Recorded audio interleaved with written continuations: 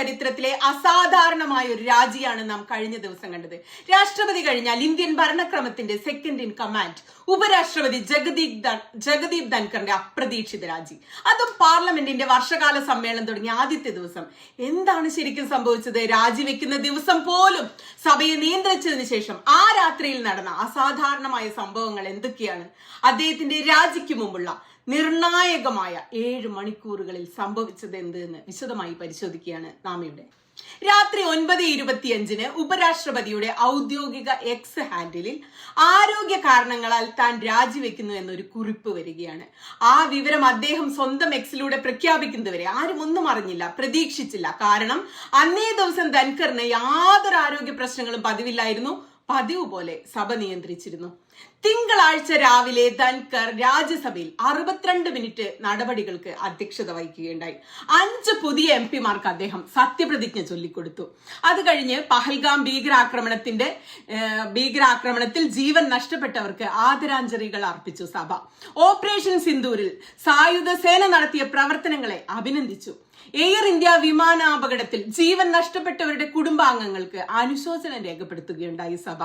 വർഷകാല സമ്മേളനത്തിൽ എല്ലാ രാഷ്ട്രീയ പാർട്ടികളും സൗഹൃദത്തോടെ പെരുമാറേണ്ടതിന്റെ ആവശ്യത്തെക്കുറിച്ചൊക്കെ അദ്ദേഹം അഭ്യർത്ഥന നടത്തി. അതിനുശേഷം ഭരണ പ്രതിപക്ഷ അംഗങ്ങളുള്ള ബിസിനസ് അഡ്വൈസറി കമ്മിറ്റിയുടെ ഒരു യോഗവും നടത്തി. അലഹബാദ് ഹൈക്കോടതി ജഡ്ജിയായിരുന്ന ജസ്റ്റിസ് യശ്വന്ത് വർമ്മയ്ക്കെതിരെ, ഈ പേര് വളരെ കേട്ടുപരിചയമുള്ള പേരാണ്, ഇംപീച്ച്മെന്റ് നോട്ടീസ് നൽകിയ പ്രതിപക്ഷ എംപിമാരുമായി അദ്ദേഹം കൂടിക്കാഴ്ച നടത്തി. ചൊവ്വാഴ്ച ഉച്ചയ്ക്ക് ഭരണ പ്രതിപക്ഷ എംപിമാർ പങ്കെടുക്കുന്ന കാര്യോപദേശക സമിതി യോഗം അദ്ദേഹം നിശ്ചയിക്കുകയും ചെയ്തു. അതിനിടയ്ക്ക് എന്താണ് പിന്നീട് അദ്ദേഹം സഭ വിട്ടുപോയതിനു ശേഷം എന്താണ് സംഭവിച്ചത്? മാധ്യമങ്ങളോട് സംസാരിക്കാത്ത ഒരു പ്രധാനമന്ത്രിയുള്ള നമ്മുടെ നാട്ടിൽ ഒട്ടും സുതാര്യമല്ലാത്ത ഭരണ സംവിധാനത്തിൽ എന്തു തന്നെ സംഭവിച്ചാലും രാജ്യത്തെ പൗരന്മാർ അത് വെള്ളം തൊടാതെ തൊണ്ട തൊടാതെ വിഴുങ്ങിക്കൊള്ളണമെന്ന് ഭരണകർത്താക്കൾ കരുതുന്ന നാട്ടിൽ ഒട്ടും അത്ഭുതപ്പെടേണ്ടതില്ല. ചില സൂചനകൾ മാത്രമേ നമുക്ക് മുന്നിലുള്ളൂ. അതൊന്ന് ലിസ്റ്റ് ചെയ്ത് പറഞ്ഞു പോകാം. ഒന്നാമത്തേത്, ധൻഖറിന് ആരോഗ്യ പ്രശ്നങ്ങൾ ഉണ്ടായിരുന്നോ എന്നതാണ് ഒന്നാമത്തെ ചോദ്യം. അദ്ദേഹത്തിന് വയസ്സ് 74. ആരോഗ്യം അത്ര നല്ലതൊന്നുമായിരുന്നില്ല. ഏതാനും ആഴ്ചകൾക്ക് മുമ്പ് ഹൃദയ സംബന്ധമായ അസുഖങ്ങളെ തുടർന്ന് അദ്ദേഹത്തെ എയിംസിൽ പ്രവേശിപ്പിച്ചിരുന്നു. 2025 ജൂണിൽ ഉത്തരാഖണ്ഡിലെ ഒരു പരിപാടിയിൽ വെച്ച് അദ്ദേഹം കുഴഞ്ഞു വീഴുകയാണ് ഉണ്ടായത്. മാർച്ച് മാസം അദ്ദേഹം ആൻജിയോപ്ലാസ്റ്റിക്ക് വിധേയനായെങ്കിലും പാർലമെന്റിൽ സജീവമായി സഭാ നടപടികളിൽ പങ്കെടുത്തു. പ്രതിപക്ഷത്തെ അടിച്ചിരുത്തുന്ന, സംസാരിക്കാൻ അനുവദിക്കാത്ത ചീറ്റപ്പുലി തന്നെയായിരുന്നു അദ്ദേഹം. ആരോഗ്യമാണ് കാരണമെങ്കിൽ പാർലമെന്റിന്റെ വർഷകാല സമ്മേളനം ആരംഭിക്കുന്നതിന് മുമ്പ് അദ്ദേഹത്തിന് രാജിവെച്ചൊഴിഞ്ഞു പോകാമായിരുന്നല്ലോ. 2, ആരോഗ്യമല്ല. പിന്നെ ധൻഖറിന്റെ അധ്യക്ഷതയിൽ തിങ്കളാഴ്ച സഭയിലെ ചില നടപടികളാണോ ഈ ഇമ്മീഡിയറ്റ് കാരണം എന്ന് പരിശോധിക്കാം. രണ്ടാമത്തെ സാധ്യത എന്താണെന്നറിയാമോ? രാജ്യസഭയിലെ പ്രതിപക്ഷ നേതാവ്, നമ്മുടെ കോൺഗ്രസിന്റെ പ്രസിഡന്റ് മല്ലികാർജുൻ ഖാർഗെ ഇന്ത്യയും പാകിസ്ഥാനും തമ്മിൽ വെടിനിർത്തലിന് ട്രംപ് മധ്യസ്ഥത വഹിച്ചെന്ന US പ്രസിഡന്റ് ഡൊണാൾഡ് ട്രംപിന്റെ അവകാശവാദത്തെ ചൊല്ലി സർക്കാരിനെ കടന്നാക്രമിച്ചു. പഹൽഗാമിലുണ്ടായ ഭീകരാക്രമണത്തിന് ഉത്തരവാദികളായ തീവ്രവാദികളെ പിടികൂടുകയോ നിഷ്ക്രിയരാക്കുകയോ ചെയ്തിട്ടില്ലെന്ന് വിമർശിച്ചു. ഇതിന് മറുപടി കിട്ടിയേ പറ്റൂ എന്ന് ഖാർഗെ പറഞ്ഞു. എന്ത് സംഭവിച്ചുവെന്ന് ഞങ്ങൾക്ക് അറിഞ്ഞേ പറ്റൂ എന്ന നിലപാടെടുത്തു. ഇന്റലിജൻസ് പരാജയമുണ്ടായി എന്ന് പറഞ്ഞത് ജമ്മു കാശ്മീരിലെ ലഫ്റ്റനന്റ് ഗവർണറാണ്, ഞങ്ങളല്ല. ഖാർഗെ അത് ഉന്നയിച്ചപ്പോൾ സഭാ നേതാവും കേന്ദ്രമന്ത്രിയുമായ JP നദ്ദ താൻ പറയുന്നത് ഒഴികെ മറ്റൊന്നും തന്നെ, അതായത് ഖാർഗെയുടെ വാക്കുകൾ സഭാരേഖകളിൽ ഉണ്ടാവില്ല എന്ന് തിരിച്ചടിക്കുകയാണ് ഉണ്ടായത്. ഇതിന് നദ്ദ പറയേണ്ട മറുപടിയാണോ? ചട്ടം അനുസരിച്ച് എന്താണ് ചെയ്യേണ്ടത്? ലോക്സഭയിൽ സ്പീക്കറും രാജ്യസഭാ ചെയർപേഴ്സണുമാണ് സഭാരേഖകളിൽ എന്ത് വേണം വേണ്ട എന്ന് തീരുമാനമെടുക്കുന്നത്. എന്നാൽ ഇവിടെ ധൻഖറിന്റെ അധികാരത്തെ ചോദ്യം ചെയ്തുകൊണ്ടാണ് നദ്ദ ഇടപെട്ടത്. അതിനൊരു കാരണമുണ്ട്.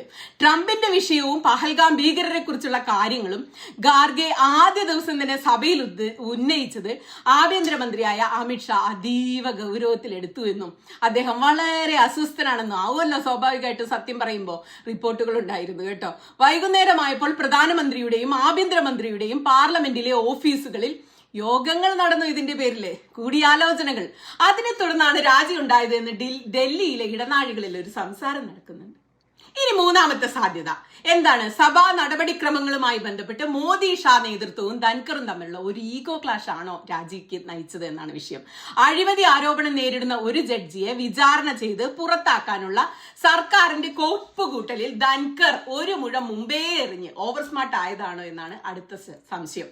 സംഭവം എന്താണെന്ന് നമുക്ക് നോക്കാം. മാർച്ച് മാസത്തിലാണ് ദില്ലി ഹൈക്കോടതി ജഡ്ജിയായിരുന്ന ജസ്റ്റിസ് യശ്വന്ത് വർമ്മയുടെ വീട്ടിൽ തീ പിടിക്കുന്നത്. അവിടെ നിന്ന് കെട്ടുകണക്കിന് നോട്ടുകൾ കത്തിപ്പോയത്. ഇതൊക്കെ വലിയ വാർത്തയായിരുന്നു. അതിന്റെ തുടർ നടപടികൾ നമ്മൾ കണ്ടുകൊണ്ടിരിക്കുകയാണ്. ജഡ്ജിയെ പുറത്താക്കണം എന്ന കാര്യത്തിൽ ഭരണപക്ഷവും പ്രതിപക്ഷവും ഒരേ അഭിപ്രായക്കാരാണ്.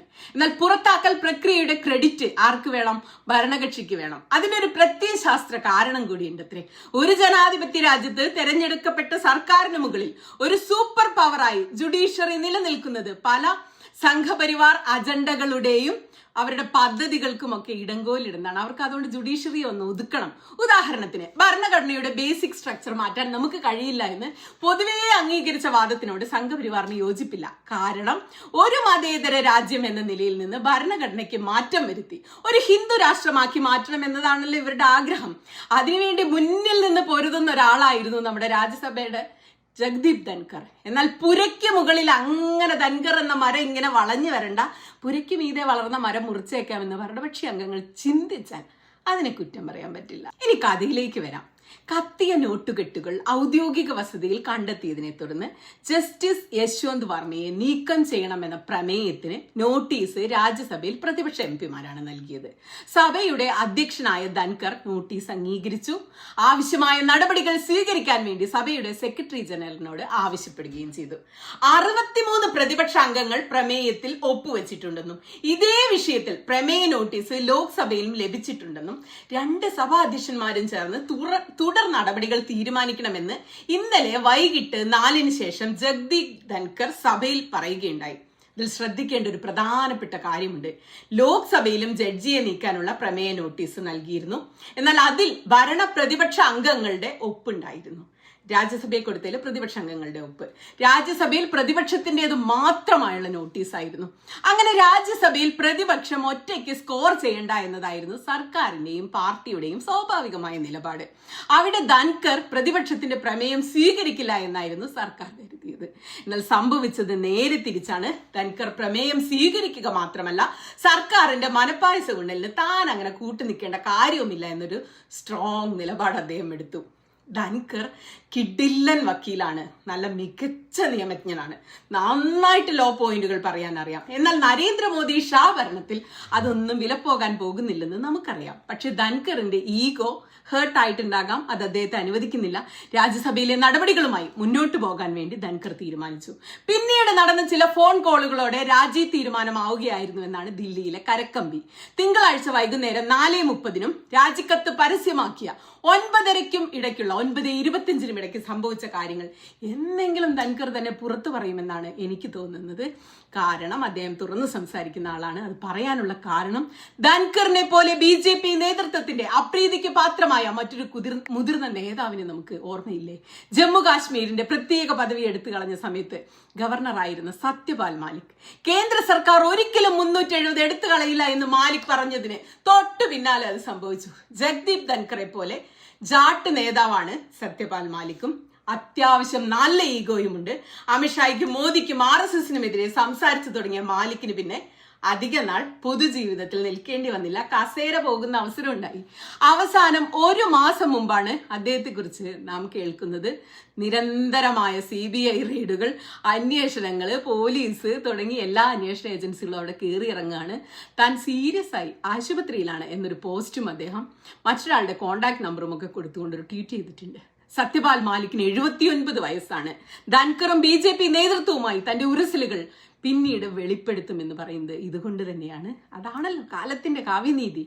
പ്രതിപക്ഷത്തിനും ഈ പ്രതീക്ഷ ഉണ്ട്. ഒരു കാര്യം പ്രത്യേകം ശ്രദ്ധിക്കണേ. തിങ്കളാഴ്ച രാത്രി 9:25-ന് പരസ്യമാക്കിയ രാജിക്കത്തിന് ഒരുപാട് പ്രത്യേകതകളുണ്ട്.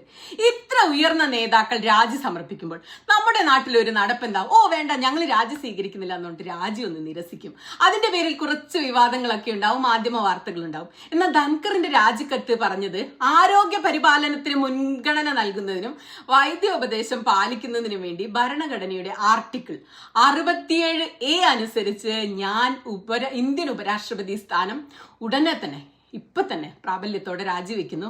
അതായത് രാഷ്ട്രപതിക്ക് രാജി സ്വീകരിക്കാതിരിക്കാനുള്ള നിർവാഹം പോലുമില്ല. അദ്ദേഹത്തിന്റെ കത്തിലുള്ള ചില വരികളൊന്ന് വായിച്ചു നോക്കാം. I extend my deepest gratitude to your excellency the honourable president of India. രാഷ്ട്രപതിക്ക് ആഴത്തിലുള്ള നന്ദി. I express my deep gratitude to the honourable prime minister and the esteemed council of ministers. പ്രധാനമന്ത്രിക്കും മന്ത്രിമാർക്കും എല്ലാം കൂടെ ഒന്നിച്ചൊരു ജനറൽ നന്ദിയാ പറഞ്ഞിരിക്കുന്നത്. അത്ര ആഴമില്ല. ഡീപ്പസ്റ്റ് ഗ്രാറ്റിറ്റ്യൂഡിന് പകരം പ്രധാനമന്ത്രിക്ക് പറഞ്ഞപ്പോൾ ഡീപ്പ് ഗ്രാറ്റിറ്റ്യൂഡേ ഉള്ളൂ. ഇതൊക്കെ മനഃപൂർവ്വമാണല്ലേ? ഈ കത്തിനോട് BJP നേതൃത്വത്തിൽ ആരും പ്രതികരിച്ചില്ല എന്നതാണ് ഏറ്റവും ശ്രദ്ധേയമായ കാര്യം. രാജി വന്ന് 15 മണിക്കൂറുകൾക്ക് ശേഷവും പ്രധാനമന്ത്രിയുടെ ഒരു തണുപ്പൻ എക്സ്പോസ്റ്റ് ആണ് വന്നത്. 15 മണിക്കൂറിന് ശേഷമാണ് പ്രധാനമന്ത്രി ഇതിനോട് പ്രതികരിക്കുന്നത്. പ്രധാനമന്ത്രിയുടെ എക്സ്പോസ്റ്റ് എങ്ങനെയായിരുന്നു? ശ്രീ ജഗ്ദീപ് ധൻകർ ജി, പച്ച മലയാളത്തിൽ പറഞ്ഞാൽ ജഗ്ദീപ് ധൻകറിന് രാജ്യത്തെ സേവിക്കാൻ പല പല അവസരങ്ങൾ കിട്ടി. ഉപരാഷ്ട്രപതി പദവി ഉൾപ്പെടെ കിട്ടി. ആയുരാരോഗ്യ സൗഖ്യങ്ങൾ നേരുന്നു. ആരോഗ്യ കാരണങ്ങളാൽ ഒരാൾ വിലമിക്കുമ്പോൾ പാലിക്കേണ്ട അടിസ്ഥാന ഊഷ്മളതയില്ലാത്ത ഒരു പ്രൈം മിനിസ്റ്റീരിയൽ കിക്ക് പോലെ ആയിപ്പോയി ഈ പ്രധാനമന്ത്രിയുടെ പോസ്റ്റ്. ഒടുവിൽ കേൾക്കുന്നത് ധൻകറിന് ഔദ്യോഗിക യാത്രയയപ്പ് പോലും ഉണ്ടാകില്ല എന്നാണ്. എന്താണ് അതിന്റെ അർത്ഥം? ഇനി നീ വാ തുറക്കണ്ട, മിണ്ടാതെ മൂലയ്ക്ക് എവിടെയെങ്കിലും പോയിരിയെന്നല്ലേ? ധൻകറിന്റെ അപ്രതീക്ഷിത രാജിയുടെ കാരണം ആരോഗ്യമല്ല, വേറെ എന്തോ ഉണ്ട് എന്ന് ആദ്യം പുറത്തു പറയുന്നത് കോൺഗ്രസിന്റെ നേതാവായ ജയറാം രമേശ് ആണ്. കാരണം അവർ രണ്ടുപേരും തിങ്കളാഴ്ച വൈകുന്നേരം ഒരു കൂടിക്കാഴ്ച നടത്തിയിരുന്നു. അതുകൊണ്ട് ജയറാം രമേശിന് ആ സമയത്ത് അദ്ദേഹത്തിന്റെ മാനസികാവസ്ഥ അറിയാമായിരുന്നു. ജയറാം രമേശ് പറഞ്ഞത് എന്താണെന്നറിയാമോ? ശ്രീ ജഗ്ദീപ് ധൻകർ ഇന്നലെ ഉച്ചയ്ക്ക് 12:30 രാജ്യസഭയുടെ ബിസിനസ് അഡ്വൈസറി കമ്മിറ്റിക്ക് അധ്യക്ഷത വഹിച്ചു. സഭാ നേതാവ് JP നദ്ദയും പാർലമെന്ററി കാര്യമന്ത്രി കിരൺ റിജിജുവും ഉൾപ്പെടെയുള്ള മിക്ക അംഗങ്ങളും ഈ യോഗത്തിൽ പങ്കെടുക്കുകയുണ്ടായി. ചർച്ചകൾക്ക് ശേഷം വൈകുന്നേരം 4:30 വീണ്ടും യോഗം ചേരാൻ തീരുമാനിച്ചു. വൈകുന്നേരം 4:30 ജഗ്ദീപ് ധൻകറിന്റെ അധ്യക്ഷതയിൽ കമ്മിറ്റി വീണ്ടും ചേർന്നു. നദ്ദയുടെയും ശ്രീ റിജിജുവിന്റെയും വരവിനായി അവർ കാത്തിരുന്നു. എന്നാൽ ഈ രണ്ടുപേരും യോഗത്തിനെത്തിയില്ല. 2 മുതിർന്ന മന്ത്രിമാർ പങ്കെടുക്കുന്നില്ലെന്ന് ജഗ്ദീപ് ധൻകറെ വ്യക്തിപരമായി അറിയിച്ചുമില്ല. സ്വാഭാവികമായും അദ്ദേഹം നീരസം പ്രകടിപ്പിക്കുകയും കമ്മിറ്റി ചൊവ്വാഴ്ച ഉച്ചയ്ക്ക് 1 മണിയിലേക്ക് മാറ്റിവെക്കുകയും ചെയ്തു. വളരെ ഗൗരവമുള്ള ചിലത് ഇന്നലെ ഉച്ചയ്ക്ക് 1 മണിക്കും വൈകുന്നേരം 4:30 ഇടയിൽ സംഭവിച്ചിരിക്കാം. ആ കാരണമാണ് നദ്ദയുടെയും റിജിജുവിന്റെയും ഇന്നലെ നടന്ന വൈകുന്നേരത്തെ കമ്മിറ്റിയിൽ പങ്കെടുക്കാതിരുന്നതിന്റെ കാരണം. സ്വാഭാവികമായും നമുക്കിത് വിശ്വസിക്കാവുന്നതാണ്. ജയറാം രമേശിന്റെ പോസ്റ്റ് വിവാദമായി. 4:30 കമ്മിറ്റിയിൽ തങ്ങൾ പങ്കെടുക്കില്ല എന്ന് ഉപരാഷ്ട്രപതിയുടെ ഓഫീസിനെ നേരത്തെ അറിയിച്ചിരുന്നതായി നദ്ദ ചൊവ്വാഴ്ച ഒരു സ്റ്റേറ്റ്മെന്റ് ഇറക്കി. അതാരും അത്ര വിശ്വാസത്തിൽ എടുത്തിട്ടില്ല എന്നത് പ്രത്യേകം പറയേണ്ടതില്ലല്ലോ. ഇതിനിടയിൽ മറ്റൊരു പ്രധാനപ്പെട്ട കാര്യം കൂടി സംഭവിച്ചു. വലതുപക്ഷ വാർത്താ പോർട്ടലായ tfipost.com ഉന്നത വൃത്തങ്ങളെ ഉദ്ധരിച്ചുകൊണ്ട് ഒരു വലിയ രഹസ്യം വെളിപ്പെടുത്തി. സർക്കാർ അനുകൂല സൈറ്റ് ആയതുകൊണ്ട് നമുക്കത് ഗൗരവത്തിൽ തന്നെ എടുക്കാമെന്നേ. രാജിക്ക് ഏതാനും മണിക്കൂറുകൾക്ക് മുമ്പ് പാർലമെന്ററി കാര്യമന്ത്രി കിരൺ റിജിജു പ്രതിരോധ മന്ത്രി രാജ്നാഥ് സിംഗിന്റെ വസതിയിൽ വെച്ച് BJP രാജ്യസഭാ MP-മാരുടെ ചെറിയ ഗ്രൂപ്പുകളായിട്ട് രഹസ്യ കൂടിക്കാഴ്ചകൾ നടത്തിയത്രേ. അവിടെ വെച്ച് ഉപരാഷ്ട്രപതിയുടെ രാജിയെക്കുറിച്ച് MP-മാരെ രഹസ്യമായി അറിയിക്കുകയും അവരോട് ഒഴിഞ്ഞ വെള്ളപ്പേപ്പറുകളിൽ ഒപ്പിട്ട് നൽകാൻ, ഫ്രീ വെള്ളപ്പേപ്പറിൽ ഒപ്പിട്ട് നൽകാനും പറഞ്ഞു. അടുത്ത 14 ദിവസത്തേക്ക് ഡൽഹി വിട്ടുപോകരുതെന്നും MP-മാരോട് BJP ആവശ്യപ്പെട്ടത്രേ. തിങ്കളാഴ്ച 4:30 ധൻകറിന്റെ അധ്യക്ഷതയിൽ ബിസിനസ് അഡ്വൈസറി കമ്മിറ്റി മീറ്റിംഗ് നടക്കുമ്പോൾ അതിൽ പങ്കെടുക്കാതെ പാർലമെന്ററി കാര്യമന്ത്രി കിരൺ റിജിജു രാജ്നാഥ് സിംഗിന്റെ വസതിയിൽ വെച്ച് BJP രാജ്യസഭാ MP-മാരുമായി രഹസ്യ മീറ്റിംഗിലായിരുന്നു. ജസ്റ്റിസ് യശ്വന്ത് വർമ്മയെ നീക്കം ചെയ്യണമെന്ന പ്രതിപക്ഷത്തിന്റെ നോട്ടീസ് സർക്കാരിന്റെ എതിർപ്പിനെ അവഗണിച്ചുകൊണ്ട് ധൻകർ സ്വീകരിച്ചതിനെ തുടർന്ന് എന്ത് നടപടിയെടുക്കണം എന്നതായിരുന്നു അവർക്കിടയിൽ നടന്ന ചർച്ച. ഒന്ന് വ്യക്തമാണ്, ധൻകർ ആരോഗ്യമെന്നല്ല ഒരു കാരണം പറഞ്ഞു രാജിവെക്കാൻ തയ്യാറായിരുന്നില്ല. ഇത് പറയാൻ ഒരു കാരണമുണ്ട്. 12 ദിവസങ്ങൾക്ക് മുമ്പ് ജൂലൈ 10 JNUവിൽ നടന്ന ഒരു പരിപാടിയിൽ ജഗ്ദീപ് ധൻകർ സംസാരിച്ചു. അവിടെ അദ്ദേഹം ഒരു കാര്യം പറഞ്ഞു. I will retire at the right time. August 2027, subject to divine intervention. താൻ ഓഗസ്റ്റ് 2027 വരെ, അതായത് തന്റെ കാലാവധി തീരുന്നത് വരെ രാഷ്ട്രപതിയായി തുടരും എന്നതായിരുന്നു ആ പറഞ്ഞത്. അതിനുശേഷം ഇപ്പൊ അധികം കാലൊന്നും ആയിട്ടില്ലല്ലോ. സബ്ജക്ട് ടു ഡിവൈൻ ഇന്റർവെൻഷൻ എന്ന ആ വാക്കുകളിൽ ഒരു സന്ദേഹം ഉണ്ടായിരുന്നു. മറ്റു ദിവ്യമായ ഇടപെടലുകൾ ഒന്നും ഉണ്ടായില്ലെങ്കിൽ ഓഗസ്റ്റ് 2027 വരെ തുടരുമെന്നാണ് നാം അതിൽ നിന്നും മനസ്സിലാക്കേണ്ടത്, അല്ലേ? അപ്പൊ വഴിയിൽ തങ്ങാൻ സാധ്യതയില്ലാത്തതോ ആയ എന്തോ തനിക്ക് നേരെ ഒരു ഡിവൈൻ ഇടപെടൽ വരുന്നുണ്ട് എന്ന് അദ്ദേഹം കൺമുന്നിൽ കണ്ടിരുന്നു. അതുകൊണ്ടാണോ ഇങ്ങനെ പറഞ്ഞത്? ആരുടേതായിരുന്നു ആ ദിവ്യമായ ഇടപെടൽ? താൻ ബയോളജിക്കൽ അല്ല, തനിക്ക് ദിവ്യത്വമുണ്ട് എന്ന് അവകാശപ്പെട്ട ശക്തനായ നേതാവിന്റെ കൈ ആയിരുന്നോ എന്ന് സ്വതന്ത്ര ഇന്ത്യ കണ്ട ഏറ്റവും അസാധാരണമായ ഈ രാജിക്ക് പിന്നിൽ ശരിക്കും എന്തായിരുന്നു? ഈ രഹസ്യത്തിന്റെ ചുരുളഴിക്കാൻ വലിയ ബുദ്ധിയുടെ ഒന്നും ആവശ്യമില്ല. അതിലേക്ക് നയിച്ചത് എന്തൊക്കെയാണ് എന്ന് നാം വിശദമായി പറഞ്ഞു കഴിഞ്ഞു. ഇനി അത് എങ്ങനെ, എന്തുകൊണ്ട്, എപ്പോൾ സംഭവിച്ചു എന്നത് ജഗ്ദീപ് ധൻഖറിന്റെ തന്നെ വാക്കുകളിൽ പുറത്തു വരും. അതിനധികം കാലതാമസം ഉണ്ടാവില്ല എന്ന് നമുക്ക് കരുതാം, കാത്തിരിക്കാം. അപ്പൊ പറഞ്ഞു വന്നത് എന്റെ പൊന്നു മക്കളെ, ഇതൊക്കെയാണ് ഇപ്പോൾ ആധുനിക ഇന്ത്യ, മോഡിഫൈഡ് ഇന്ത്യ. നിന്ന നിപ്പിൽ ഉപരാഷ്ട്രപതിയെ രാജിവെപ്പിക്കും, വേണമെങ്കിൽ നേരെ വിരട്ടി വെളുക്കും മുമ്പ് ശശി തരൂരിനെ ഉപരാഷ്ട്രപതിയുമാക്കും. മോഡിഫൈഡ് ഇന്ത്യ എന്നാൽ ഇതൊക്കെയാണ് മക്കളെ. ഉടലിനു മീതെ ഉയിര് വേണമെങ്കിൽ വാ കൊത്തി മിണ്ടാതിരിക്കാം.